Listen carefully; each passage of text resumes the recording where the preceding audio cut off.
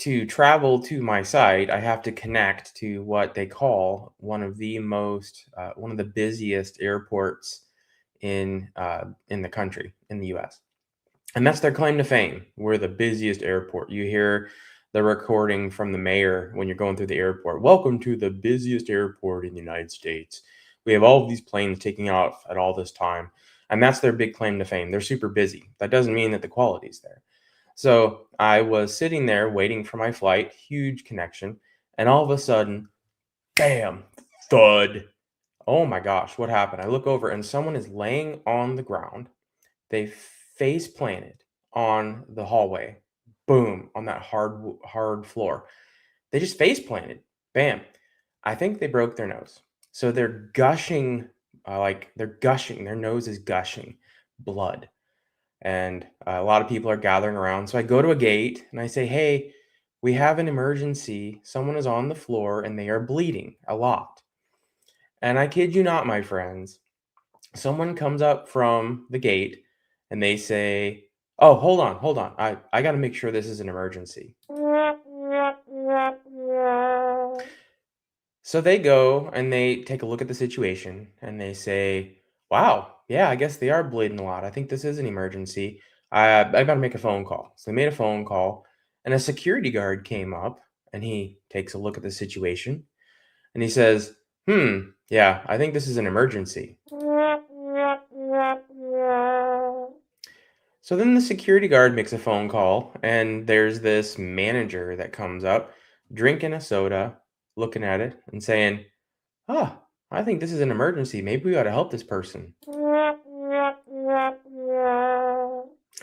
Finally, 35 minutes later, this person who's laying on the floor, hemorrhaging profusely, gets a chair, not from airport personnel, but from another traveler who has a chair, who has them stop. They say, "Stop." He gets out of the chair and he says, "Give her my chair." And he goes over to the seats at the gate and he sits down. There were travelers who were going to the bathroom and grabbing paper towels and trying to help this poor individual. So most of the help was a result of the other travelers. And for 35 minutes, that's all there was. There was a chaplain holding the hand, and then there were just a bunch of management personnel deciding if it was an emergency until finally, thank goodness, the ambulance comes up from the gate. The ENTs come out, they take a look, and they say, "Well, you're not bleeding anymore, so here's a band aid." And then they walked off. Wow. Wow, everyone. Just wow. So, as I was traveling through this airport, I had a realization. I had assumed that the busiest airport in the world had the processes and procedures in place for my safety, and I think I was wrong. So, if anything, my advice to you out there is when you are traveling, you may want to consider bringing your own first aid kit.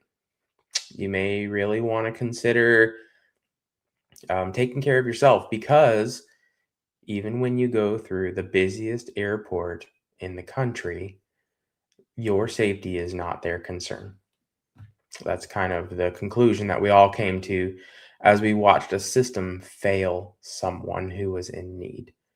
So take that with a grain of salt. I'm not going to name any names, but if you're ever around the airports and you've had experiences like that, I'd love to hear about it. Let's understand how in the world do you prevent this from happening? What procedures are in place? There's defibrillators on the walls everywhere, but there wasn't a first aid kit in sight at all.